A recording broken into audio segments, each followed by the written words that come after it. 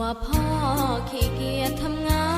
นชาวบ้านรังเกียจเดียฉันต่างประจานคุณพ่อสิ้นดีสงสารคุณแม่ลำบากแท้หาเงินมาให้ได้มาเท่าใดพ่อใช้จนหมดไม่มีขัดสนจนยากลำบากคนแค้นเต็มทีอนาคตของลูกริบหรี่ความหวังที่มีมืดมนพ่อดื่มสุราเหมือนกินน้ำตาของแม่พ่อจะฐานะเราแย่หากไม่แก้ความจนแม่เตือนพ่อด่าตบตีแม่เสียจนชอกช้ำระกำมองมนซ้ำถูกคนเขานินทากราบเท้าคุณพ่อลูกขอให้หยุดดื่มเหล้าหากมัวแต่เมาคนเขาย้ำหมิ่นเรื่อยมากลับตัวเสียใหม่กลับใจมาพัฒนาพ่อจะมีคุณค่าเลิกดื่มสุราเลิกการพนัน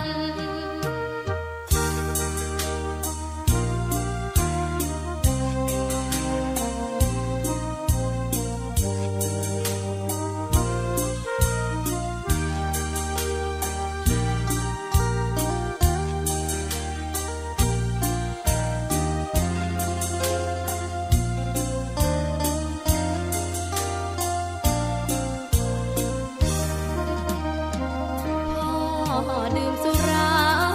เหมือนกินน้ำตาของแม่พ่อจะฐานะเราแย่หากไม่แก้ความจนแม่เตือนพ่อด่าตบตีแม่เสียจนชอกช้ำระกำมองมนซ้ำถูกคนเขานินทากราบเท้าคุณพ่อลูกขอให้หยุดดื่มเหล้าหากมัวแต่เมาคนเขาย้ำหมิ่นเรื่อยมากลับตัวเสียใหม่กลับใจมาพัฒนาพ่อจะมีคุณค่า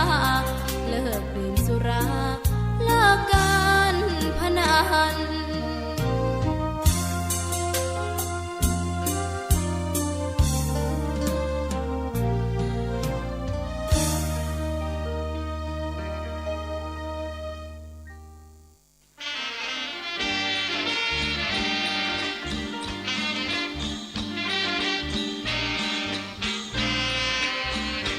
กสิกรแข็งตั้งเป็นกระดูกสันหลังของชาติไทยจะเรืองอำนาจเพราะไทยเป็นชาติกสิกรรมกสิกรแข็งตั้งเป็นกระดูกสันหลังของชาติไทยจะเรืองที่นี่สถานีวิทยุ FM 104.50 เมกะเฮิรตซ์วัดฝายหินมหาวิทยาลัยเชียงใหม่จังหวัดเชียงใหม่รายการต่อจากนี้ไปขอเชิญท่านผู้ฟังทุกท่านเข้าสู่รายการดีมีคุณค่าน่าติดตามรายการเกษตรเพื่อชีวิตดำเนินรายการโดยกลุ่มรักเกษตรประสานงานโดยนายพิชัยคงพิทักษ์คณะเกษตรมหาวิทยาลัยเชียงใหม่หมายเลขโทรศัพท์ 053944030 ขอเชิญทุกท่านติดตามรับฟังได้ณบัดนี้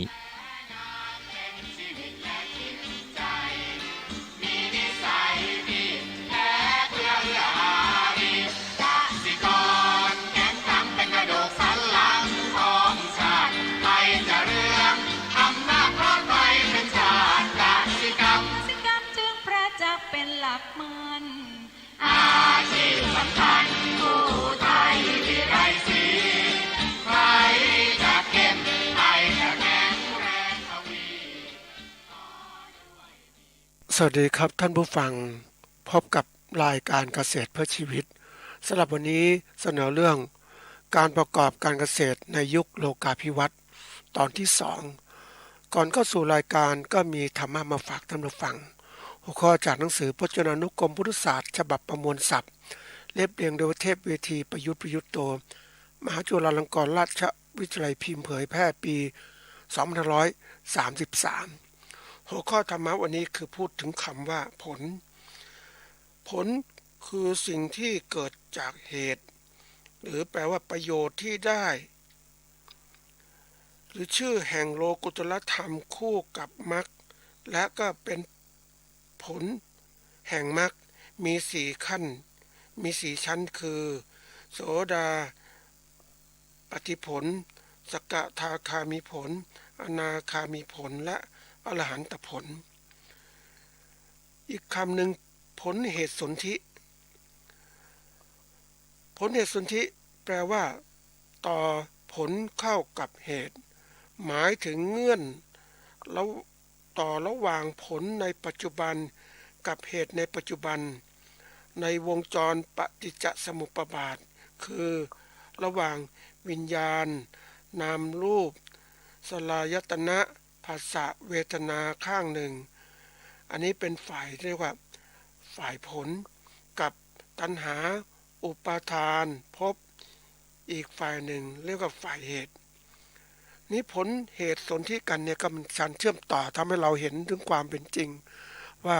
ทุกสิ่งอย่างมันมีการเชื่อมต่อกันการเกิดเหตุทำให้เกิดผลแล้วก็ผลก็ทำให้เกิดเหตุหมุนเวียนอย่างเงี้ยเขาเรียกว่าปฏิจจสมุปบาทนะที่มันหมุนเวียนกันทีนี้เราจะรู้สิ่งเหล่านี้ได้ไงก็เข้าสู่เรียกว่าปกติกำจัดพวกนี้ได้ก็ต้องมา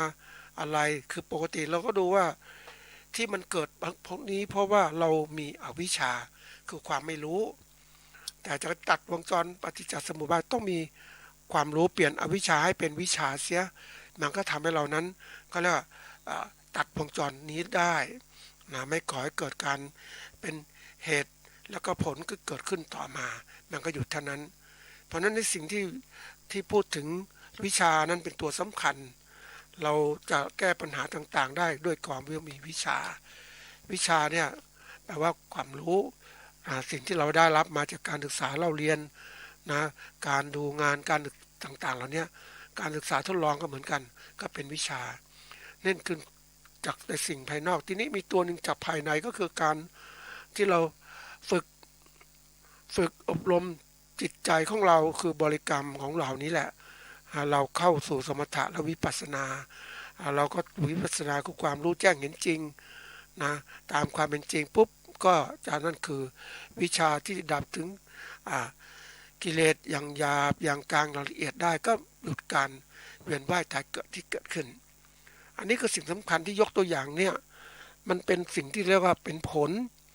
คนเราเวลาอยากทำอะไรก็หวังแต่ผลคือคิดอย่างนั้นแต่ถ้าจะทำให้ดีนั้นเราผลคือสิ่งที่เราต้องการแต่จะทำให้เกิดผลได้ต้องทำเหตุอย่างไรเป็นผลอย่างไรเราก็ทำเหตุทีละขั้นนะไม่ใช่ว่าเราต้องการผลอันนี้ก็ไปบนบานศาลกล่าวขอนู่นขอนี่ขออย่างนั้นแล้วไม่ทำสักทีมันจะเกิดอย่างไรนะบางคนบอกเกิดก็เพราะบารมีเก่าที่สะสมมาอันนั้นก็ส่วนหนึ่งละแต่จะทำให้การหลุดพ้นในสิ่งต่างๆได้มันต้องลงมือทำนะนี่คือสิ่งสำคัญในการที่เราจะเข้าสู่การไปสู่ความสำเร็จได้อย่างผลที่เราต้องการได้ก็ต้องลงมือทำแล้วลงมือทำนั้นด้วยการที่มีทำแล้วให้ได้ถึงวิชาด้วยไม่ใช่ทำอย่างไม่รู้มันก็กลายเป็นความยากลำบากก็ไม่ประสบความสำเร็จอีกอันนี้ก็เป็นสิ่งที่ยกมาฝากในศัพท์ต่างๆของทางพุทธศาสนานั้นมีความหมายมากเราสามารถประยุกต์ใช้ได้ก็ให้เห็นความสำคัญว่านี่เป็นตัวอย่างการมองการทำงานต่างๆมันก็มองเราต้องการผลแต่ผลจะเกิดขึ้นก็ต้องมีเหตุเราจัดการเหตุได้ผลก็จะเกิดขึ้นมาเหตุต้องถูกนะท่านผู้ฟังไม่ใช่เหตุผิดมันก็ไม่เกิดผลเกิดขึ้นต้องเหตุถูกต้องกับเขาเรียกเหตุปัจจัยที่มันเหมาะสมกันก็จะเกิดขึ้นอันคือสิ่งที่เราต้องการคือผลนั่นเองก็ฝากไว้เป็นข้อคิดสำหรับท่านผู้ฟังที่ฟังรายการเขาเรียกเกษตรเพื่อชีวิตนี่รายการเกษตรเพื่อชีวิตเนี่ยเราพูดถึงส่วนใหญ่เนี่ยเราพูดถึงเรื่องของความคิด ต้องจัดการเรื่องความคิดความอ่านให้ถูกซะก่อนแล้วถึงจะลงมือทำคือปฏิบัตินะปฏิบัตินั้นเนี่ยก็เรียกว่ามันก็เหมือนกับว่าเราต้องมีสัมมาทิฏฐิคือความเห็นถูกซะก่อนคือเราต้องหาความรู้แล้วถึงไปลงมือสัมมาทิฏฐิสัมมาสังกัปปะสัมมาวาจาสัมมากัมมันตะเนี่ยเป็นลงมือทำเราต้องทำตัวนี้ให้ถูกต้องซะก่อนถ้ามันตัวนี้มันสัมมาทิฏฐิมันไม่เกิดขึ้นความคิดความอ่านไม่ถูกมันก็ผิดทางการประกอบการเกษตรหรือการเกษตรก็เหมือนกันเราประกอบการได้เดี๋ยวนี้คนบางคนบอกอุ้ยไม่จ้องนักเกษตรเรื่องง่ายๆใครๆก็ทำได้เพราะมันอยู่คนที่เกษตรก็ทำได้ใช่แต่คนไม่ใช่เกษตรทำได้ไม่ได้มันต้องรู้ยิ่งระดับของการประกอบการเกษตรในปัจจุบันต้องอาศัยความรู้ที่มากขึ้นมันถึงจะประสบความสำเร็จมีผลกำไรถ้าเราไม่เป็นผู้มีความรู้เราก็ประกอบการแบบเขาเรียกว่าไม่มีผลกำไรก็ขาดทุนก็เกิดความยากจนในปัจจุบันนี้แหละเพราะเราก็คิดว่าเรารู้แล้วเก่งแล้วเคยเจอผู้ประกอบเขาเรียกว่าเกษตรกรนะก็มาค้าขายผิดผลเกษตรที่ตัวเองผลิตขึ้นมาส่งโรงงานแล้วก็คำพูดที่คุณจะพัฒนาอะไรผมคือถามเขานะพัฒนาอะไรมันดีกว่านี้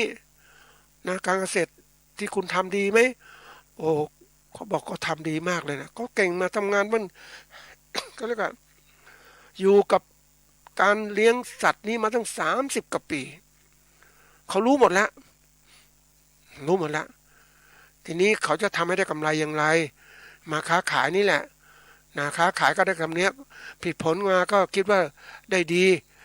ความรู้สึกของเขานะคุณภาพดีแล้วเนี่ยเขามาส่งโรงงานทำไมโรงงานให้ราคาเท่านี้ นะพูดอย่างเนี้ยคือความที่ตัวเองเรียกว่ามองว่าตัวเองนั้นเก่งตัวเองนั้นดีนะเก่งแล้วก็ความรู้เนี่ยถามว่าเก่งแล้วมันมีตัววัดไหมจริงๆก็เก่งจะวัดจะรู้ได้ก็ต้องมีการสอบแข่งขันกัน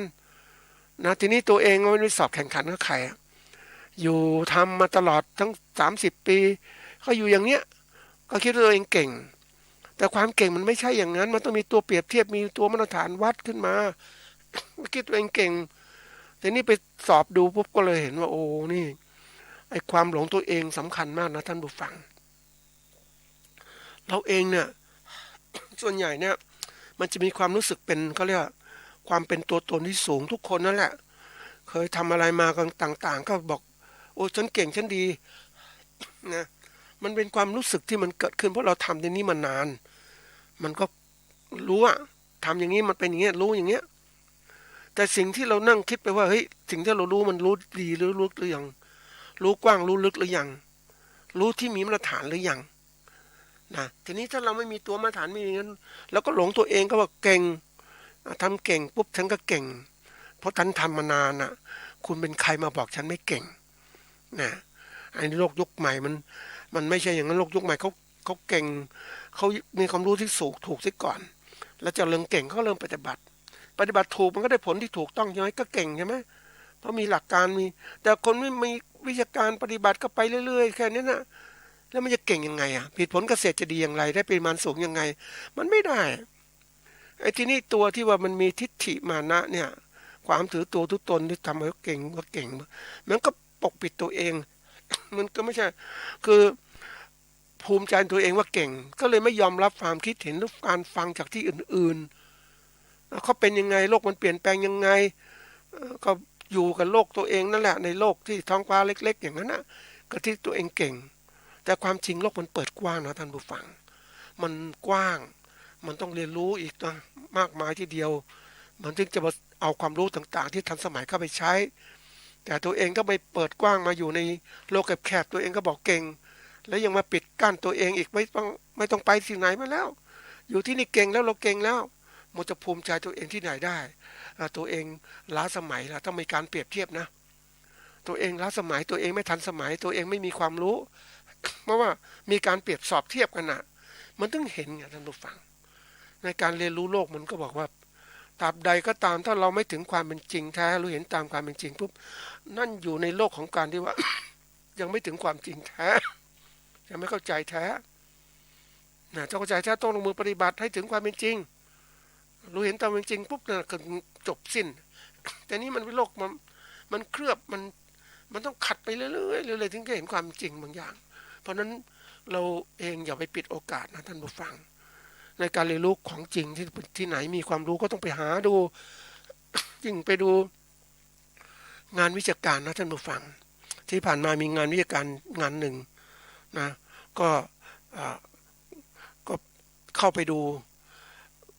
ถ้าไปดูอย่างเดียวมันไม่เห็นนะท่านผู้ฟังดูอย่างเดียวมันเห็นธรรมดามันก็คิดในความเข้าใจอย่างนั้นแต่เมื่อก็ตามถ้าเราได้ถามผู้เขาเอางานเอาวิชาการมาแสดงปุ๊บเนี่ยมันลึกเข้าไปอีกนะมันมองคือตัวสอนที่แสดงมันส่วนหนึ่งเท่านั้นที่เขาย่อมาแต่ถ้าเราสนทนาปุ๊บเราจะรู้ว่ามันลึกไปไหนโลกมันเปลี่ยนแปลงยังไงบ้างโอ้โหมันมากจริงๆนะท่านผู้ฟัง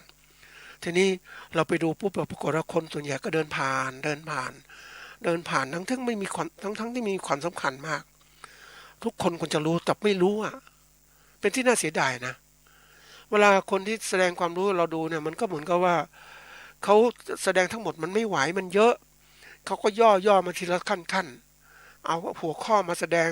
นี่คนบางคนหัวข้อนี้ฉันรู้แล้วฉันเก่งแล้วหัวข้อนี้แต่ที่ไหนได้ตีความก็ผิดจากความเป็นจริงนะมันก็เลยทำให้ไม่สามารถเข้าถึงความเป็นจริงนั้นได้คนก็ผ่านไปเป็นที่น่าเสียดายเดี๋ยวโอกาสหน้าจะมานำมาเล่าให้ท่านผู้ฟังว่าโลกมันเปลี่ยนแปลงยังไงบ้างในยุคปัจจุบันเนี่ยมันเป็นสิ่งที่เราต้องเรียนรู้นะถ้าเราไม่เรียนรู้ไม่พัฒนาเนี่ยเราจะเป็นคนที่ตกยุคตกสมัยและที่สุดก็กลายเป็นคนที่ล้าสมัยจริงๆเป็นคนที่ว่าอ่อนแอที่สุดในสังคมอ่ะเดินก็ไม่เดินทำอะไรก็ไม่ทำนะอ่อนแอคอยจะให้คนอื่นเข้ามาช่วยเหลือให้เดินทางมันไม่ได้แล้วมันเขาต้องพวกนี้ยังไงรู้ไหมท่านผู้ฟังก็ต้องถูกเขาทิ้งกว้างนะเหมือนกันผมคือคิดดูว่ามันทำไมต้องทิ้งก็ขบวนรถมันเต็มไปด้วยคนที่เขาหยันเข้าไปกันหมดแล้วแล้วก็นี้มันไม่ไปก็ต้องทิ้งยังนึกถึงคำพูดคำหนึ่งของโค้ชนักกีฬานะโค้ชฟุตบอลนะพูดถึงคำหนึ่งแบบมันก็พูดถึงน่าคิดนะท่านผู้ฟังเขาพูดถึงว่านักฟุตบอลเนี่ยนะที่เขาฝึกกันเนี่ยเขาบอกประมาณตั้งแต่อายุไม่ถึง20จนถึง35ปีแข่งขันต่างๆหมดเนี่ยนะนี่คือวัยของการที่จะแข่งขันแต่พ้นวัย35ไปแล้วเนี่ยปลดระวางท่านผู้ฟังปลดระวางทั้งที่เขายังแข็งแรงคิดอย่างนั้นแต่ในเวทีของการแข่งขันของคนที่เป็นนักฟุตบอลเขาต้องเอาช่วงอายุเนี้ยพอร่างกายมันแข็งแรงสมบูรณ์ที่สุดแข็งแรงที่สุดแต่35ปีก็หมดละถูกทิ้งนะเหมือนวัวนมหมดอายุวัวนมให้นมแล้วก็ถูกทิ้งเหมือนคนที่แบบแก่ชราภาพถ้าไม่มีลูกหลานดูแลหมดคุณค่าก็ถูกทิ้งข้าราชการที่อายุเกิน60ปีก็ไม่มีคุณค่าแล้วก็ถูกทิ้งเนี่ยเกษียณเดี๋ยวนี้เอกชนก็มา55ปีเกษียณอีกโอ้โหมันดูแล้วมันเศร้าใจนะท่านผู้ฟังบางคนมีความสามารถทำงานได้ไม่มีแรงกายก็ทำงานด้วยแรงใจแรงคิดสมองได้แต่ถูกทิ้งหมดเลยนี่คือความเป็นจริงในสถานการณ์ปัจจุบันเขาเรียกว่าการแข่งขันที่มันมีการคัดทิ้งคัดเลือกและคัดทิ้งอยู่ตลอดเวลาเราเองถ้าเราไม่รู้จักพัฒนาตนเองแล้วก็ถูกก็คัดทิ้งไม่มีใครมารอคอยคนที่เดินช้าอย่างเราหรอกนะมันต้องคิดต้องคิดนะคนมีคุณค่าน้อยใครก็ไม่สนใจมันก็น่าเศร้าเหมือนกันนะท่านผู้ฟังเอาฝากไว้เป็นข้อคิดในเรื่องของคำว่าผลกับเหตุนะและเราต้องมีวิชากับความรู้ที่เราต้องเรียนรู้ให้เข้าใจนะวันนี้มันเข้าสู่เรื่องของเรานะท่านผู้ฟังเรื่องของการประกอบการอุตสาหกรรมเกษตรในยุคโลกาภิวัตน์ตอนที่2ต่อจากตอนที่แล้วนะก็พูดถึงโลกาภิวัตน์ในโลกมันพัฒนาไปแล้วเนี่ยมันเปลี่ยนแปลงต่างๆทั้งหมดเลยนะเราว่าจะทำยังไงนี่บางคนอาจจะไม่ได้ฟังโลกาภิวัตน์ก็ขอทวน ความหมายของโลกาการประกอบการเกษตรในยุคโลกาภิวัตน์เนี่ยการประกอบการเกษตรคือการดำเนินการผลิตและการค้าเพื่อสร้างผลกำไรในการประกอบการเกษตรส่วนยุคก็แปลว่าช่วงหรือกำหนดเวลาต่างๆในยุคช่วงหนึ่งเนี่ยทีนี้ยุคปัจจุบันเนี่ยในยุคของที่ว่าโลกาภิวัตน์คำว่าโลกาภิวัตน์ก็คือนะยุคที่เรียกว่ามีการเขาเรียกว่ามีคำหนึ่งที่ว่าการแผ่ถึงกันทั่วโลกนะการเข้าถึงโลกการเอาชนะโลกนะจริงๆแล้วไอ้ตัวนี้มันคำภาษาอังกฤษว่า globalization นะก็แปลว่าการทำแพร่หลายไปทั่วโลกความเป็นไปทั่วโลกการเปลี่ยนแปลงกระทบถึงกันทั่วโลกการเกี่ยวโยงกันทั่วโลกเนี่ยมันเกี่ยวโยงทั่วโลกหมดเลยคือสิ่งที่พูดถึงคำนี้เพราะว่าให้เห็นนึงว่าโลกมันถึงกันหมดนะถึงกันหมดทำดีคนก็ลือกันไปหมดเร็วมากทำชั่วกันเร็วมากเหมือนกันแล้วก็การทำพวกนี้มันต้องคิดหนักคิดมันให้มันเขาเรียกว่าให้ละเอียดอ่อนไม่ใช่ทำตามใจเหมือนสมัยก่อนนะทำอะไรได้ไม่มีใครก็รู้หรอกเพราะว่ามันไม่มีใครมาเขาเรียกว่าจะเอาข่าวสารไปบอกคนอื่นเขาแต่ปัจจุบันไม่ใช่มันถึงกันหมดมันถึงกันตั้งแต่การพูดการจาจากปากสู่ปากจากวิทยุกระจายเสียงจากโทรทัศน์จากอินเทอร์เน็ตไปหมดเลยท่านผู้ฟังเพราะนั้นเมื่อเรารู้ตรงนี้ปุ๊บการทำอะไรที่มันไม่ดีก็ต้องพยายามหยุดนะทำในสิ่งที่ดีให้มันเกิดขึ้นมาแล้วก็เราก็จะสมมุติเราทำธุรกิจเนี่ยเราก็ต้องศึกษาโลกเพราะว่ามันเกี่ยวข้องกับตัวทำธุรกิจการประกอบการเนี่ยมันต้องเกี่ยวกับตัวเราเกี่ยวกับสิ่งแวดล้อมนะที่มันมีอยู่เนี่ยสิ่งแวดล้อมเรื่องการค้าการเศรษฐกิจการสังคมการบ้านการเมืองสิ่งแวดล้อมต่างมันเชื่อมถึงหมดเลยแล้วเชื่อมจากตัวเราไปถึงผู้อื่นหมดมันเร็วเพราะนั้นเวลาเรามันเร็วปุ๊บเราก็ต้องเรียนรู้ให้มันทันเพื่อมันจะปรับใช้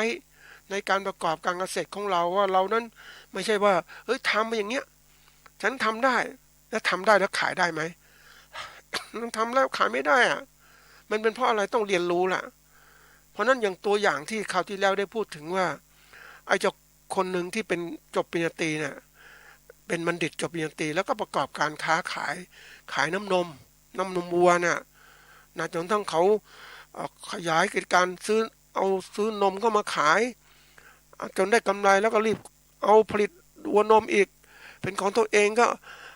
ผลิตก็ขายแปรรูปต่างๆทำพวกนมสดอะไรต่างๆเยอะแยะทำไอศกรีมแล้วก็มีตลาดก็ขยายตัวไปเรื่อยๆจนทั้งใหญ่โตมโหฬารธุรกิจเป็นพันล้านน่ะจะเกือบหลายพันล้านนะท่านผู้ฟังแล้วก็วางแผนการที่ว่าเชื่อมต่อกับกลุ่มเกษตรกรผู้เลี้ยงวัวผู้ผลิตต่างๆนะนำสินค้าต่างๆไปส่งตามห้างต่างๆส่งที่ขายต่างๆมันมีธุรกิจขนส่งอีกต่างหากเลยทุกอย่างมันเป็นระบบที่คนน่ะต้องคิดว่าเขานะการทำการประกอบการเกษตรยุคใหม่ต้องมีความรู้ต่างๆทั้งหมดเลยถ้าเรามาคิดแคบคิดไปเป็นระบบเนี่ยมันก็จะไม่ประสบความสำเร็จทีนี้นั่นคือตัวอย่างที่ประสบความสำเร็จทีนี้มาดูตัวอย่างที่ เรียกว่าลำบากไม่ประสบความสำเร็จด้วยแล้วลำบากด้วยนะอันนี้เป็นเรื่องใหญ่นะท่านผู้ฟังที่ยกมาเนี่ยเพื่อจะให้ท่านผู้ฟังได้ดูว่าทำไมมันเป็นอย่างนั้นนะมันทำไมมันเป็นอย่างนี้เพราะว่าเนื่องจากว่าเราเติบโตมาเนี่ยผู้ประกอบการเนี่ยตัวผู้ประกอบการเนี่ยเป็นตัวหลักสำคัญถ้าตัวผู้ประกอบการมีความรู้มีความมุ่งมั่นมันถึงจะทำจริงจังแต่ตัวผู้ประกอบการเหมือนกับว่าไม่มีความมุ่งมั่นแล้วก็คือการศึกษาก็ไม่คือสูงนะมันก็เลยทำไปแบบทำไปอย่างนั้นแก้หน้าเขาเรียกทำไปเหมือนกับว่าสร้างอาชีพใหม่ไปอยู่เพราะว่าอาชีพเดิมเนี่ยยังมาดูตัวอย่างนะอันนี้พูดถึงวิสาหกิจชุมชนหนึ่งนะที่เขาเรียกว่าเขาเริ่มมาทำการรวมตัวกันเพราะว่าหลังจากประสบปัญหาภาวะเศรษฐกิจตกต่ำมาตั้งแต่ต้มยำกุ้งอะไรต่างๆแล้วเนี่ยหลายปีทีเดียวทำให้เกษตรกรทำให้มีรายได้ไม่เพียงพอต่อค่าใช้จ่าย กลุ่มเกษตรกรจึงรวมตัวกันนะจำเป็นจะต้องหาอาชีพอื่นมาเสริมรายได้ให้แก่ครอบครัวและสมาชิกที่เพิ่มขึ้นก็ต้องมีการลงทุนทำกันขึ้นมาแปรรูปสินค้าเกษตรขึ้นมาอันนี้ตัวอย่างที่เห็นชัดว่าที่รวมตัวเนี่ยเพราะว่าอะไรนะเศรษฐกิจตกต่ำการค้าขายไม่ดีจากอาชีพที่ทำอยู่เป็นเกษตรกรอาชีพทำอยู่มันไม่ดีอ่ะมันไม่มีตัวเสริมนะจะต้องหาอะไรายได้เสริมขึ้นมานี่คือตัวสำคัญคนเราเนี่ยก็เรียกว่าถ้าเราทำได้ดีนะท่านผู้ฟัง ก็บอกว่าวิธีการจะทำได้ดีเนี่ยเราต้องมองให้เห็นปัญหานะแล้วก็หาทางแก้นี้คนมองปัญหาเนี่ยส่วนใหญ่ก็เอาตัวอย่างทุกข์นี่ก็ตามเนี่ยทุกข์คือนะสิ่งที่ไม่สบายกายไม่สบายใจมันเกิดขึ้นปุ๊บคนก็จะหาทางแก้ทุกข์เกิดขึ้นนี่ตัวอย่างคนชอบแก้ปัญหาแบบเนี้ยนะแต่คนที่เขาเก่งนักธุรกิจเขาเก่งพวกเขาไม่ใช่อย่างนั้นเขาเห็นทุกข์ที่ยังไม่เกิดก็ยังเห็นน่ะอย่างตัวเราเนี่ยทุกข์ยังไม่เกิดเราเนี่ยต้องแก่ใช่ไหมต้องชราภาพเนี่ยตอนลำบากเราเห็นคนแก่คนอะไรต่างๆลำบากเนี่ยนะเราต้องเตรียมตัวเตรียมใจเราว่าจะแก่จะพบภาวะอย่างนั้นต้องทำยังไงอย่างเราต้องมีเงินนะมีเงินเก็บเยอะๆแล้วก็มีลูกก็สอนลูกดูแลนะแล้วเติมถ้าว่าลูกไม่ดูแลก็ต้องหาสถานที่อะไรสงเคราะห์ผู้สูงวัยเตรียมหาท่านที่อยู่อาศัยเพราะว่าจะให้คนอื่นมาดูแลเราเนี่ยนะถ้าเราไม่มีเงินลูกหลานไม่มีเวลาดูแลจะทำยังไงทั้งที่เรื่องเหตุนี้ยังไม่เรื่องนี้ผลยังไม่เกิดขึ้นเลยนะเรายังไม่แก่แต่เราคิดการไกลอ่ะเราก็เตรียมการแก้ไว้ซะก่อนสินะมีเงินเตรียมทำเงินไว้หาไว้บางคนเป็นโสดนี่ก็ต้องหายังไงบ้างต้องเตรียมฐานที่พักคนชรานะติดต่อไว้หรือเตรียมหาเงินไว้จ้างนางพยาบาลหรือคนมาเป็นพยาบาลเราตอนแก่เฒ่า มันต้องคิดอย่างนี้ท่านผู้ฟังนี่คือการมองไปข้างหน้าผลยังไม่เกิดแต่เราเตรียมการไว้ก่อนนะนี่คือสิ่งที่สำคัญแต่คนส่วนใหญ่ไม่ค่อยมองตรงนี้เพราะอะไรก็คือมันไม่เห็นผลเหมือนคนที่จะประสบปัญหาเศรษฐกิจนะเห็นมันการค้าขายไม่ดีปุ๊บถึงจะหาทางออกแต่เราต้องรู้ว่าเศรษฐกิจการค้าการขายไม่มีเกิดขึ้นตลอดเวลาถ้าเรามองออกปุ๊บก็รีบหาทางแก้เสียเนี่ยแต่พวกนี้เขามากลุ่มแม่บ้านมารวมตัวกันเพื่อจะหาอาชีพเพื่อจะมีรายได้เพิ่มขึ้นเพราะว่าอาชีพเดิมทำไม่ได้ผลมันขาดทุนก็ต้องมาหาเพราะฉะนั้นการมาหาอาชีพใหม่มันสิ่งสำคัญนะคือมันก็ว่ามันมาสู่โลกใหม่แล้วตัวเองก็มีความรู้น้อยนะจริงๆแล้ววิเคราะห์ได้ว่าทีละตัวเนี่ยอย่างผู้ดำเนินการเนี่ยนะเราถ้าพูดถึงตามหลักแล้วเนี่ย ปัญหาการเกษตรของเราปัญหาพฤติกรรมเกษตรของเราเนี่ยคือตัวผู้ประกอบการนี่แหละจะต้องมีความรู้ที่มากพอในการปรับพัฒนาการประกอบการตัวเองให้มันทันสมัยซึ่งวันนี้ต้องยอมรับนะท่านผู้ฟังว่าการประกอบการเกษตรยุคใหม่เนี่ยเขามีคนมีความรู้เยอะแยะเข้ามานะเพราะอาชีพนี้ดีอ่ะมันดียังไงก็เป็นเจ้าของตัวเองเป็น เจ้าของธุรกิจตัวเองแล้วก็สร้างรายได้ตัวเองเป็นนายของตัวเองอ่ะแล้วก็ร่ำรวยด้วยมีโอกาสร่ำรวยผลิตอาหารเนี่ยแต่ถ้าเราไม่มองคิดเราก็ทำไปเรื่อยๆการเกษตรกรมาทำไปเรื่อยๆพอมีพอกินอันนี้พอมีพอกินไม่มีพออยู่พอใช้อ่ะเพราะข้างหน้าต้องใช้เงินอ่ะมากขึ้นนะเราต้องมองโลกมันเปลี่ยนนะอย่างที่เราทำงานเนี่ยนะเราทำได้วันเท่าไหร่นะอันนี้วันละ300 กว่าบาทค่าข้าวเพิ่มมาวันละต้องเท่าไหร่50 บาทต่อจานอย่างเงี้ย วันนึงกินข้าว3 มื้อก็หมดไป3 จานนะ150 บาทแล้วอย่างอื่นจะมีเงินใช้ไหมมันไม่พอแล้วอ่ะเพราะนั้นเศรษฐกิจแบบนี้ต้องหาทางออกเต็มที่ไว้นะเพราะนั้นนี่คือตัวอย่างนี้แม่บ้านเข้ามารวมตัวกันเพื่อจะหาอาชีพใหม่แปรรูปผลิตภัณฑ์เกษตรต่างๆที่เกิดขึ้นในยุคนี้แล้วก็พยายามในยุคเนี้ยก็เริ่มต้นมาคิดอะไรปกติแล้วการหาอาชีพใหม่เนี่ยมองว่าจะทำอะไรผลิตอะไรและหาตลาดอย่างไรทีนี้มันเริ่มตรงที่ว่าการมองว่าผลิตนี้จะขายตลาดตรงนี้เพราะนั้นก็เริ่มมาที่ว่าผลิตแล้วก็ตลาด แต่ตามหลักความจริงแล้วเนี่ยเราต้องมีความรู้เรื่องการตลาดนะอย่างพวกคนจีนที่เขาร่ำรวยเขาบอกพวกนี้มีเขาเรียกชอบซื้อการค้าการขายแล้วสินค้าตัวเองยังไม่มีเลยแต่ซื้อเข้ามาแล้วก็มาขายต่อซื้อเข้ามาก็มาขายต่อแต่แล้วเล่นแบบนี้ปุ๊บต่อไปมันซื้อมาตรงไงทำไงก็กำไรดีๆก็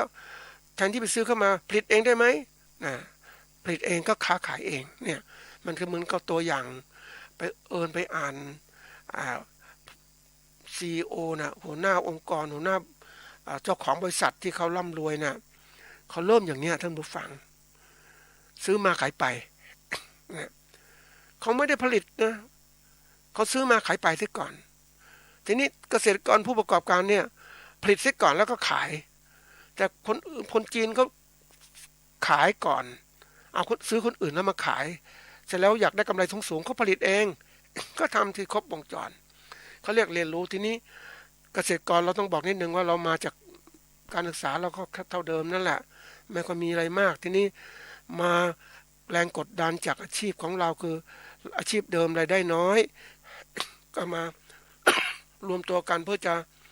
หาอาชีพใหม่พัฒนารายได้ให้แก่ครอบครัวแล้วก็ได้รับการกระตุ้นจากภาครัฐโดยเฉพาะอย่างยิ่งกรมส่งเสริมการเกษตรอย่างเนี้ยนะแนะนำอาชีพปลูกนู่นปลูกนี่ทำนู่นทำนี่นะอันนี้ก็แน่นอนเขาก็ทำตามอาชีพของเขานั่นแหละให้ความรู้ว่าอย่างสมมุติเราเลี้ยงจิ้งหรีดอย่างเงี้ย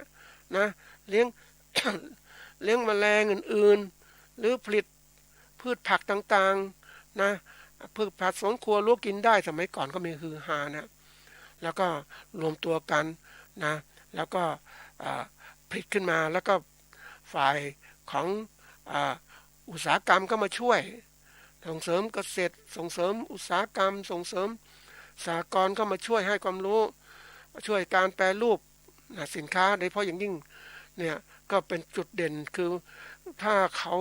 เกษตรกรลงตัวกันได้ดีผู้ภาครัฐก็จะมาให้ความช่วยเหลือฝึกอบรมให้ความรู้เพิ่มเติมขึ้นมานะในการทีนี้องค์กรที่มาที่สัมภาษณ์เนี่ยองค์กรที่มาพัฒนาวิสาหกิจต่างๆแน่นอนก็เขามีความรู้อย่างนั้นก็องค์กรกรมส่งเสริมการเกษตรกรมส่งเสริมสหกรณ์กรมส่งพวกอุตสาหกรรมก็มาแนะนำต่างๆหมดแล้วก็นะพวก OTOP SME ก็มาช่วยไปจัดงานแสดงสินค้าคัดเลือกมาตรฐานอบรมมาตรฐานสินค้าเกษตรนะแล้วก็หาสถานที่จำหน่ายให้เกษตรกรพวกนี้หรือกลุ่มวิสาหกิจพวกนี้ไปค้าขายนะนี่การที่มีสิ่งเหล่านี้ภาครัฐก็มาช่วยนะแต่สิ่งที่ขาดไปเนี่ยก็คือว่านะเราคนส่วนใหญ่ตอนนี้อบรมก็ต้องการความรู้อย่างนี้นะการผลิตเพราะว่ามองเห็นการผลิตสำคัญก่อนแต่ก็ไม่ได้สนใจเรื่องการตลาดเนี่ยเพราะนั้นจะมุ่งมองผลิตไม่ได้มาตรฐานงูนี้แต่การตลาดจริงๆต้องมาก่อน ต้องมานี่ตลาดมันไม่มามันคนที่เขาเรียกข้าราชการหรือผู้เจ้าหน้าที่ที่มีความรู้เรื่องการตลาดกระทรวงพาณิชย์ต่างๆเนี่ยยังไม่ค่อยมาช้านะเพราะนั้นเกษตรกรหรือวิสาหกิจชุมชนรวมตัวกันผลิตมานะขายไม่ได้เพราะอะไรคือขายได้บางอย่างมันไม่พอขายในชุมชนขายในหมู่บ้านชุมชนขายระดับจังหวัดอย่างเงี้ยมันได้ตลาดเล็กแคบใช่ไหมเปิดไปเห็นเหมือนกันนะท่านผู้ฟังพวกของคนอยากจะทำอาชีพก็ไปเปิดร้านนะร้านขายข้าวกล่องร้านขายกล่องเนี่ยก็อยู่ทางผ่านหมู่บ้านคนก็ซื้อนี่ลูกค้ามันน้อยท่านผู้ฟังมันน้อยก็ขายได้น้อยสิครับพอประทับประคองพอไปตามดูนะท่านผู้ฟังว่าเขาเป็นยังไงกันบ้างแรกๆก็ไปได้ดีเพราะพยายามเพิ่มยอดขายต่างๆแต่เมื่อไปเจอเขาเรียกอะไรราคาน้ำมันขึ้นปุ๊บเดียวนะข้าวกล่องละ20 บาทมันไปไม่ไหวนะท่านผู้ฟังขาดทุนก็ต้องเลิกเสียดายนะคือคนที่เขาซื้อกินเนี่ยคงไม่มีรายได้มากมายเขาซื้อกล่อง20 บาทเอาซื้อ2 กล่องก็40 บาทก็ยังดี แต่นี่มันไม่มีแล้วมันเลิกแล้วเห็นไหมว่านี่คือตัวอย่างว่าคือผลิตมาถ้าไม่มีตลาดรองรับแล้วก็ลูกค้าไม่พอเพียงมันก็มีปัญหาเนี่ยทีนี้การที่จะผลิตทำการผลิตอะไรได้แล้วต้องตั้งกันแล้วทางเป้าหมาย ศึกษาให้มันชัดเจนให้มันครบวงจรนะเวลาเราเป็นผู้ประกอบการเนี่ยอย่างกรณีของวิสาหกิจชุมชนแกมองทีละตัวเริ่มผลิตไว้ก่อนทำไงให้ได้มาตรฐานขอความรู้วิชาการต่างๆมาส่งเสริมอุตสาหกรรมมาส่งเสริม SME มาต่างๆทั้งหมดเลยแต่ทีนี้มันเกษตรกรทั้งค้าขายเองอ่ะนะทีนี้ความรู้เรื่องการตลาดก็ไม่มีกระทรวงพาณิชย์ก็ไม่ค่อยได้มาแล้วเดี๋ยวนี้มันการค้าการขายอย่างที่คนอยู่รอดเนี่ยเขาอะไรเขาก็คือว่าเขามีตลาดของเขาเนี่ยเขาไม่ใช่แค่อยู่แค่ว่ามีสถานที่จำหน่ายอยู่ที่บ้านเขาไม่ใช่อย่างนั้นเดี๋ยวนี้เขามีสถานที่จำหน่ายอยู่ในอินเทอร์เน็ตเนี่ยอยู่ในอากาศนี่แหละคนสั่งซื้อมาก็ส่งสินค้าไปเขาก็ร่ำรวยขึ้นมาได้เขาพลิกแพงต่างๆแต่ทีนี้ความรู้ของเขาเนี่ย ผู้ประกอบการไม่มีความรู้ท่านผู้ฟังการจัดการอินเทอร์เน็ตต่างๆคนที่ร่ำรวยตรงที่เขาเรียกคนรุ่นใหม่ที่รวยเร็วเนี่ยเขามาจากความรู้ตรงนี้เห็นช่องทางอินเทอร์เน็ตดิจิตอลมาร์เก็ตติ้งเนี่ยนะเขาก็เลยซื้อสินค้าบางคนที่รู้แหล่งสินค้าเนี่ยนะสั่งเสื้อผ้าจากที่หนึ่งรู้เนี่ยแล้วก็มาขายทางอินเทอร์เน็ตนะคนก็บอกสินค้าราคาถูกก็ซื้อไอ้นี่มันรู้แหล่งที่มาจากไหนมันก็สั่งวางขายก็รวยเร็วใช่ไหมนี่เร็วอาหารการกินเดี๋ยวนี้ก็มีเร็วอย่างเนี้ยทีนี้คนที่ปรับตัวช้ารู้ช้าต่างๆเนี่ยมันก็เสียโอกาสแล้วยิ่งไม่มีความรู้อินเทอร์เน็ตต่างๆเนี่ยนะลำบากเลย อย่างที่นี้ก็บอกคนสูงวัยเล่นไลน์ใช่พยายามหาความชำนาญจากอินเทอร์เน็ตจากการเล่นแต่ทีนี้ไลน์มันก็เยอะแต่ทีนี้เราไม่ได้ประโยชน์อะไรแค่เล่นมันก็คุยธรรมดาหรือว่าแต่ถ้าเราค้าขายเป็นโอเคแหละในนี้เขาเริ่มมีการผลิตสินค้าเกษตรส่งขายทางออนไลน์ นี่คือทางออกแต่คนที่พัฒนาเร็วแน่นอนว่าเขาต้องอาศัยความรู้ตัวนี้ทีนี้อย่างที่บอกว่ากลุ่มแม่บ้านเนี่ยเราเริ่มจากคนที่มันรวมตัวกันนะจากผู้สูงวัยต่างๆเนี่ยรวมตัวกันค้าขายแต่นี่มันคือความรู้ไม่ทันน่ะโมจะมุ่งการผลิตนะความรู้เรื่องการตลาดมันไม่ทันปุ๊บมันก็เลยกลายว่าผลิตแล้วเนี่ยขายไม่ได้ดีเท่าที่ควรมันก็ว่าเท่าทุนนะท่านผู้ฟังยิ่งไปเจอโอท็อปที่ระดับจะโอท็อปพัฒนาเป็น SME ประกอบการขนาดเล็กขนาดกลางเนี่ยมันจะเติบโตนะเริ่มจะมีความรู้ทีนี้มันประสบปัญหาวิกฤตการค้าการขายไม่ดีปุ๊บลูกค้าไม่ค่อยมีปุ๊บมันก็เกิดปัญหาว่าขยายไปแล้วเนี่ยค้าขายไม่ได้สินค้าที่ลงทุนไปก็มันค้าขายไม่ได้มันก็ขาดทุนนะสิก็เกิดการขาดทุนสะสมขึ้นมาอันนี้คือตัวอย่างเวลารัฐก็ส่งเสริมไปว่ามีตลาดตรงนู้นตรงนี้ให้ไปขายนะปรากฏพวกเกษตรพวกเนี้ยผู้การขนาดนี้เขาไม่มีทุนเขาก็ขาดทุนเคยได้สัมภาษณ์คนที่เข้ามาแสดงในงานของโอท็อปนะเขาก็ได้รับพื้นที่ฟรีจากภาครัฐนะเขามาแสดงเขาก็เตรียมผลิตสินค้ามาทุกอย่างก็หวังว่าจะเอามาขายปรากฏว่าสถานที่แสดงนั้นไม่มีคนมาชมงานเพราะว่าคนน้อยคนมีรายได้น้อยไม่มาซื้อสินค้าเขาก็หาขายไม่ได้เขาก็บอกว่ามาเนี่ยขาดทุนเตรียมตัวมาแล้วเตรียมสินค้ามาแล้วเสียค่าขนส่งแล้วมาอยู่ที่งานแล้วก็งานไม่มีคนมาเนี่ยค้าขายไม่ได้ขาดทุนนะท่านผู้ฟังความที่เขาขาดทุนเนี่ยมันต้องยอมรับนะว่าเงินของทุนของเขามีน้อยเขาอุตส่าห์ลงทุนมาขนาดไหนก็เกิดปัญหาขาดทุน นี่คือตัวอย่างการที่เขาจะมาทำการตลาดได้สมบูรณ์เขาต้องมีผู้ช่วยแต่เขาไม่มีผู้ช่วยเขาต้องทำเองทุกอย่างเหมือนกับคนที่มันคือคนไม่เก่งไม่รู้ไม่เก่งเนี่ยมันก็จัดการธุรกิจไม่ได้นะแม้สินค้าที่เขาผลิตมาดีจริงนะ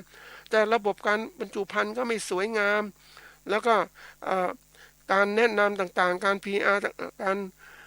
ส่งเสริมการค้าขายก็ไม่เก่งนะไปดูที่เขามาแสดงสินค้านะท่านผู้ฟังในงานโอท็อปหรือเป็นงานที่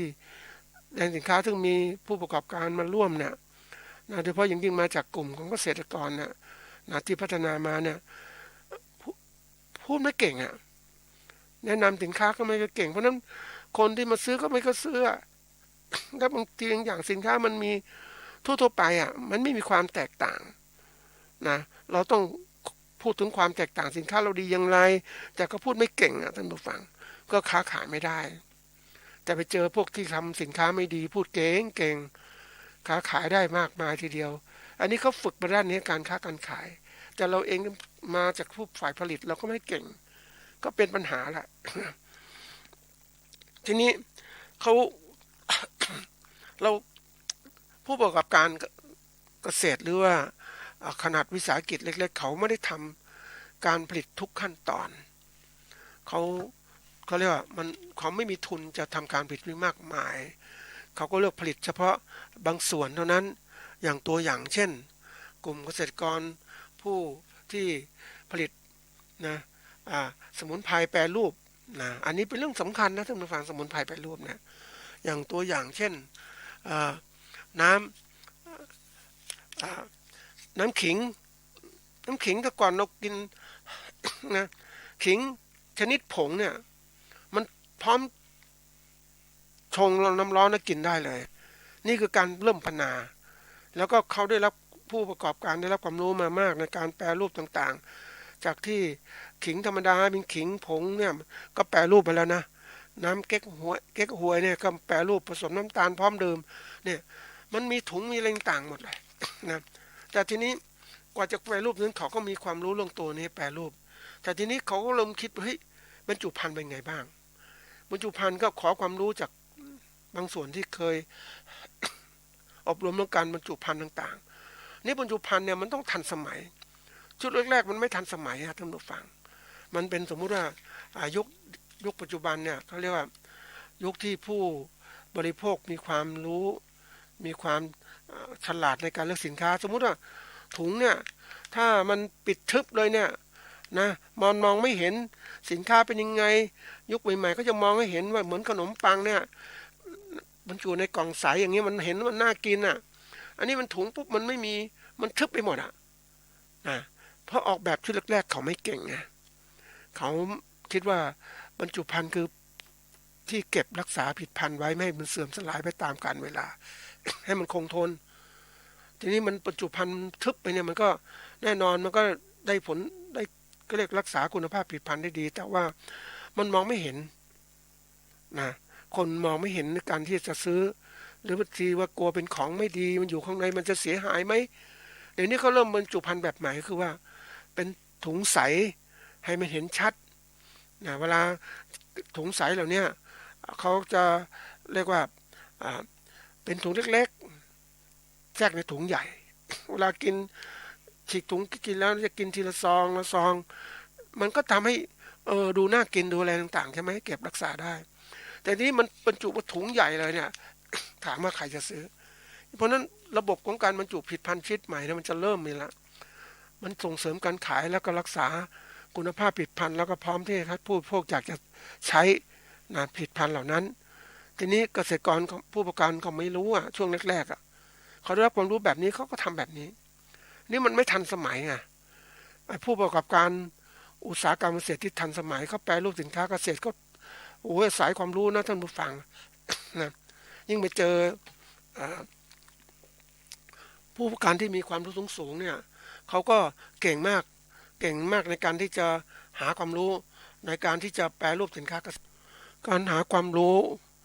แล้วก็สร้างความสามารถของผู้ประกอบการสมัยใหม่เนี่ยก็เรียกว่าความรู้เขาได้ความรู้เป็นระบบนะแล้วก็ความสามารถเขาก็สูงเพราะนั้นเวลาเขามาจัดการในการบริหารธุรกิจของเขาเนี่ยเขาจึงสามารถที่จะได้ประโยชน์สูงสุดเลยนะทีนี้อย่างวิสาหกิจชุมชนเราเนี่ยนะเราได้ความรู้ไม่ก็ครบได้ความรู้ทีละขั้นตอนอย่างขั้นตอนการผลิตอย่างเงี้ยทำยังไงแปรรูปยังไงมีมาตรฐานยังไงได้มีอย.มีอะไรรองรับยังไงทำทีละขั้น ทีนี้มันเวลามันมองนะท่านผู้ฟังมองทำทีละขั้นละขั้นใช่แต่ว่าเราเจอปัญหาที่ก่อนที่จะหาทีละขั้นละขั้นมันก็เลยทำอะไรไม่ทันเขาอะโลกยุคใหม่เขามองเห็นทุกขั้นตอนเลย เห็นภาพรวมคือตัวอย่างนะท่านผู้ฟังเจอได้อ่านพบของผู้ประกอบการและเป็นเจ้าของบริษัทนะของบริษัทขนาดเล็กนี่แหละแล้วเขาก็เริ่มทำการประกอบการของเขาจัดการธุรกิจของเขาก็มีความสำเร็จองค์กรขนาดเล็กเขาก็ได้กำไรนี้ทีนี้เขามีความคิดว่าเฮ้ยจะต้องขยายธุรกิจเขาสร้างบริษัทใหม่เกิดขึ้นนะเพราะว่าธุรกิจแบบนี้มันก็เหมาะอย่างนี้แต่ต้องมีธุรกิจอื่นที่มันทันสมัยต่อการเปลี่ยนแปลงของโลกนะทันกับโลกที่มันเปลี่ยนนะโลกยุคใหม่เป็นยังไงเพราะฉะนั้นเขาขยายธุรกิจมาด้านนี้เลยแล้วเขาก็คิดถึงว่าโลกยุคใหม่มันเป็นอย่างนี้อย่างนี้โลกยุคหน้าเนี่ยเขาเรียกว่ายุคของการที่ว่าใช้คอมพิวเตอร์มากขึ้นใช้กระดาษน้อยลงเนี่ยทำยังไงล่ะเราก็ต้องหาความรู้ใช่ไหมทำตลาดแบบนี้ทางนี้ปุ๊บเขาเก่งตลาดล่วงหน้าไว้ก่อนแหละ เขาก็สามารถที่ว่าประกอบการปุ๊บเขามีกำไรสูงขึ้นนะมากขึ้นเลยเพราะทันสมัยเป็นที่ต้องการของผู้บริโภคเขาจึงประสบความสำเร็จอันนี้คือของจริงนะท่านผู้ฟังแล้วเขาก็ธุรกิจเก่าเขาก็ได้กำไรอยู่แล้วเขาก็ขยายธุรกิจใหม่ก็ได้กำไรอีกเป็นบริษัทใหม่เกิดขึ้นมาแล้วบริษัทใหม่มันทันกับการเปลี่ยนแปลงใช่ไหมมันถึงทันสมัยไงอย่างตัวอย่างของ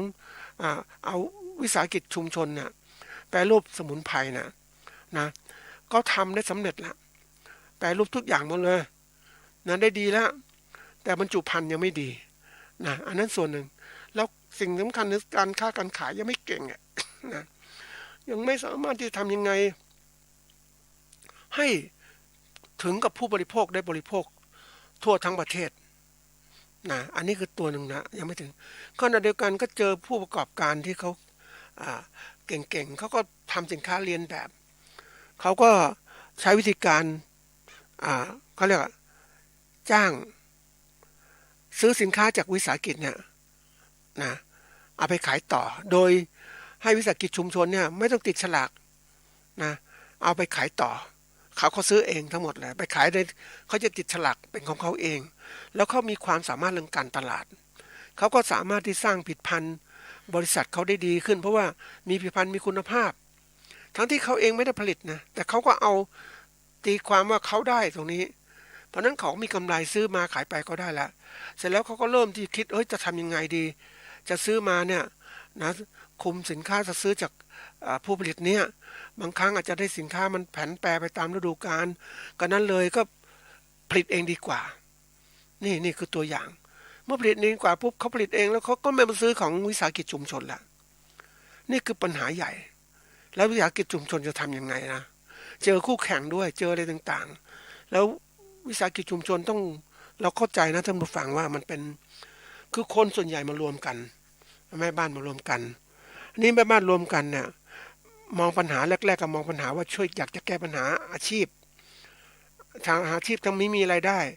แต่อย่างไรก็ตามบางคนก็ทำบ้างไม่ทำบ้างบางคนทำเป็นประธานก็เฮ้ยไม่มีใครทำเนี่ยฉันก็ทำฉันก็รู้เอามาเป็นธุรกิจของฉันเองได้ไหมนะมันก็เกิดความโลภเกิดขึ้นนะมันบริษัทก็เหมือนกันเลย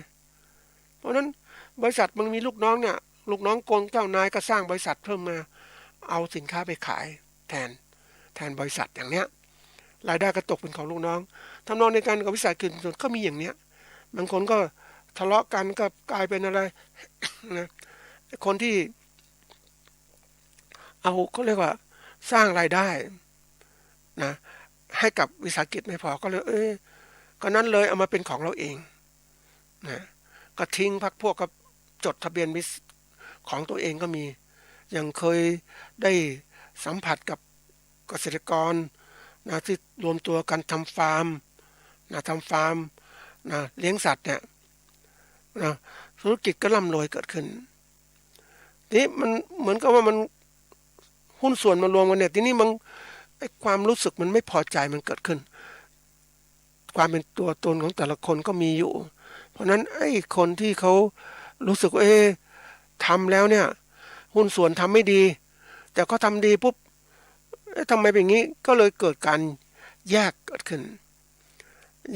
ทีนี้มันยังแยกไม่ได้มันทำไงก็ต้องการที่ว่า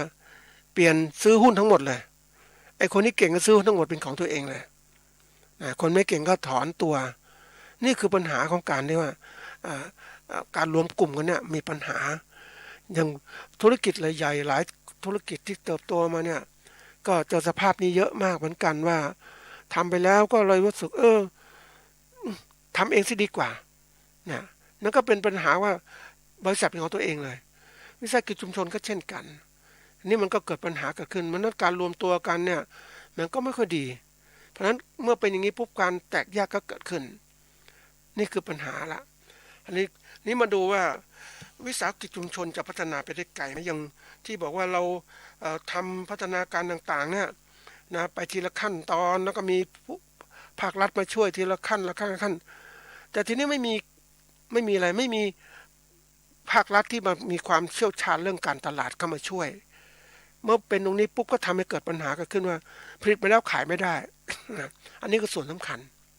นะแล้วผลิตภัณฑ์แปรรูปบรรจุภัณฑ์ต่างๆเราต้องมีการเปลี่ยนแปลงให้ทันสมัยทีนี้การลงทุนครั้งแรกมันก็ลงทุนไปเยอะในการบรรจุสร้างเขาเรียกว่าผลิตบรรจุภัณฑ์แต่บรรจุภัณฑ์ไม่ทันสมัยมันก็ค้าขายยังไม่ได้มันจะเปลี่ยนบรรจุภัณฑ์สมัยใหม่ก็ต้องลงทุนอีกมันอีหลักอีเหลืออย่างเนี้ยเมื่อข้อต่อมาคือเรื่องทายาทธุรกิจต้องยอมรับว่าไม่มีใครอยากจะทำการเกษตรบ่อยๆการเกษตรเมื่อว่ามันอย่างที่บอกว่าถ้าธุรกิจเศรษฐกิจดีๆก็ไปทำอาชีพอื่นหมดแต่คนที่ทำการเกษตรคือไปทำอาชีพอื่นไม่ได้ ก็มาทำการเกษตรเป็นทายาทแต่คนรุ่นใหม่ยังต้องยอมรับว่าเขามาช่วยได้ในเรื่องของทางเรื่องของอินเทอร์เน็ตต่างๆแต่ความจะจริงจังเนี่ยมันยากเหมือนกันนะเพราะนั้นอย่างที่บอกว่าการฝึกทายาทเนี่ยสำคัญมากเลยในการทำให้ประกอบการต่างๆแต่ในวันนี้วิสาหกิจชุมชนเราเนี่ยขยับจากโอท็อปเป็น SME นะบางทีสถานการณ์แบบนี้ปุ๊บมันหดตัวลงจาก SME ก็มาอยู่โอท็อปแล้วก็อยู่ในหมู่บ้านมันไปไม่ได้ท่านผู้ฟังเพราะอะไรก็คือว่าเราขาดเวลาจะก็เรียกว่าการดำเนินการของธุรกิจสมัยใหม่นะมันต้องทันสมัยต้องเปลี่ยนแปลงตลอดเวลาถ้ามันเปลี่ยนแปลงมันก็ไม่สามารถจะทำให้ธุรกิจอยู่รอดได้ระบบบริหารงานสมัยใหม่มันสำคัญมากเลยนะมันทำให้ธุรกิจเราไปได้สวยแต่นี้เราไม่มีความรู้เรื่องการบริหารงานที่ทันสมัยอย่างที่ว่าลดต้นทุนการผลิตอย่างไรเพิ่มปริมาณคุณภาพนะผลผลิตได้อย่างไรต้องมีความคิดตรงนี้อีกลดพลังงานสิ้นเปลืองในการจัดการธุรกิจของเราอย่างใช้ไฟฟ้าใช้อะไรใช้แสงอาทิตย์ไหมใช้หลอด LED ไหมให้มันลดลงมาหาการผ่อนผันเลือกเครื่องอบเนี่ยเป็นอบแบบไหนใช้ความร้อนหรือใช้แก๊สหรือใช้ถ่านอย่างเงี้ย มันต้องคิดกันหนักนะมันต้องหาทางเปลี่ยนแปลงให้ทันสมัยเกิดขึ้นมันถึงจะทำให้อยู่รอดได้ซึ่งเป็นเรื่องสำคัญมากรวมความแล้วนะตัวอย่างที่ยกฟังในวันนี้คือว่าวิสาหกิจชุมชนเนี่ยมันต้องพัฒนาหลายด้านตั้งแต่เรื่องของแนวคิดคือความคิดของผู้ดำเนินการต้องสูงมากพอมันต้องไปได้แล้วต้นแบบการผลิตเนี่ยจะต้องเอาตลาดนำมองตลาดไม่ใช่มองความต้องการตัวเองว่าจะทำนู่นทำนี่แล้วไม่ดูตลาดแล้วก็เวลาตั้งเป้าหมายต้องตั้งมันให้มันรวมเลยมันไม่ทันทีละขั้นมันไม่ทันแล้วนะแล้วก็ทำการผลิตเนี่ยต้องคู่กันตลอดเลยขยายไปทีละพร้อมๆกันไปถ้าตลาดไม่ดีจะขยายทำไมมันต้องขึ้นพร้อมๆกันแล้วก็เสร็จแล้วทุกขั้นตอนเนี่ยต้องทำทุกละเอียดจริงๆต้องมีความรู้ที่มากหาความรู้มาทั้งเต็มที่ก่อนจะพัฒนาเป็นจากโอท็อปเป็น SME ต่างๆแล้วสุดท้ายเรื่องของทายาทนะมันทำให้เกิดกำลังใจในการทำธุรกิจของเราถ้าทายาทเป็นไม่มีหรือกลุ่มของเราไม่รับผิดชอบปุ๊บมันก็ไม่อยากใครทำนะอันนี้คือปัญหาใหญ่การเกษตรของเราวิสาหกิจชุมชนของเรามันเจอปัญหาหลายอย่างมากเลยโดยเฉพาะวิสาหกิจชุมชนที่พึ่งจากภาครัฐมากๆเนี่ยมันทำให้การพัฒนาติดขัดแหละมันเหมือนเอกชนที่เขาทำอะไรทุกอย่างด้วยตัวเขาเองพึ่งพาตัวเองเนี่ยเข้าไปได้สวยนะอันนี้ตัวสำคัญเลยก็ฝากไว้เป็นข้อคิดครับ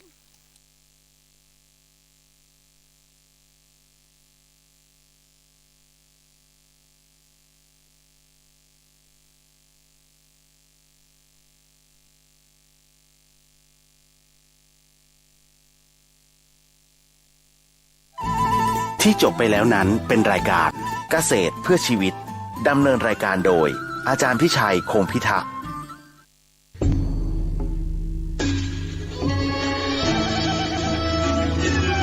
ขอเชิญพุทธศาสนิกชนทุกท่านร่วมทำบุญผ้าป่าสามัคคีและร่วมเป็นเจ้าภาพโรงทานในพิธีทำบุญ1 ทศวรรษ 10 ปีที่พักสงฆ์สถาบันธรรมาภิวัตรบ้านศพเตินตำบลศพปาดอำเภอแม่เมาะจังหวัดลำปางในวันที่ 17 สิงหาคม